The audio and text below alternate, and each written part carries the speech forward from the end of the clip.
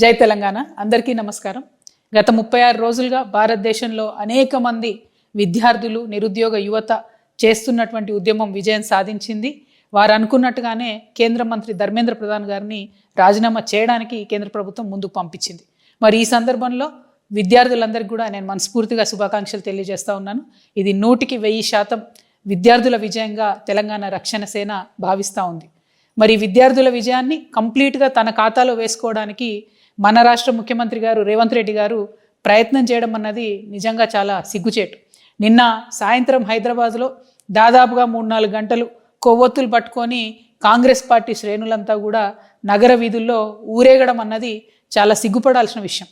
ఎందుకంటే కేంద్ర ప్రభుత్వాన్ని ప్రశ్నించినటువంటి విద్యార్థులు తమనెక్కడ ప్రశ్నిస్తారో అనే భయంతోనే, తమ ఫెయిల్యూర్స్ని ఎక్కడ ఎక్స్పోజ్ చేస్తారనే భయంతోనే ముందుగానే ముఖ్యమంత్రి గారు బయటకు వచ్చి యూత్నంతా నేను ఎంకరేజ్ చేస్తున్నాను, 21 ఇయర్సే మీరు పార్లమెంట్లో ఉండాలని చెప్తున్నారు. సంతోషం, మంచిదే. ఎట్లుందంటే ఇది కాంగ్రెస్ పార్టీ పరిస్థితి, 1000 ఎలుకలు తిన్న పిల్లేట కాశీయాత్ర పోయిందట. అట్లా ఇన్ని సంవత్సరాలకి అనేక సందర్భాల్లో విద్యార్థులను యువతను మోసం చేసినటువంటి ముఖ్యమంత్రి గారికి 21 ఇయర్స్లో యువత పార్లమెంట్కి పోవాలన్నటువంటి జ్ఞానోదయం ఇవ్వడం అన్నది చాలా సంతోషం. కానీ మీ మీద నమ్మకం లేదు.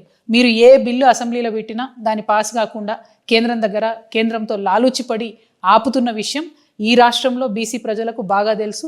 ఈ రాష్ట్రంలోని ప్రజలందరికీ కూడా ఆ విషయం బాగా తెలుసు. సో మీరు 21 ఇయర్స్ బిల్లు పెడతామంటే నమ్మడానికి ఎవరు లేరు. అదేవిధంగా మీరు యువతకి ఇచ్చిన అనేక హామీలు, అది 2 లక్షల ఉద్యోగాలు అయితేనేంటిది, నిరుద్యోగ భృతి అయితే ఏంటిది, జాబ్ క్యాలెండర్ అయితే ఏంటిది, ఆఖరికి స్కూల్ పిల్లలకు కనీసం ఇవాళ యూనిఫామ్ లేనటువంటి పరిస్థితి ఉంది. బ్రేక్ఫాస్ట్ పెడతామన్నారు, అది పెట్టకుండా ఉన్నటువంటి పరిస్థితి ఉంది. ఫీ రియంబర్స్మెంట్ ఇస్తామన్నారు, అది ఇయ్యనటువంటి పరిస్థితి ఉంది.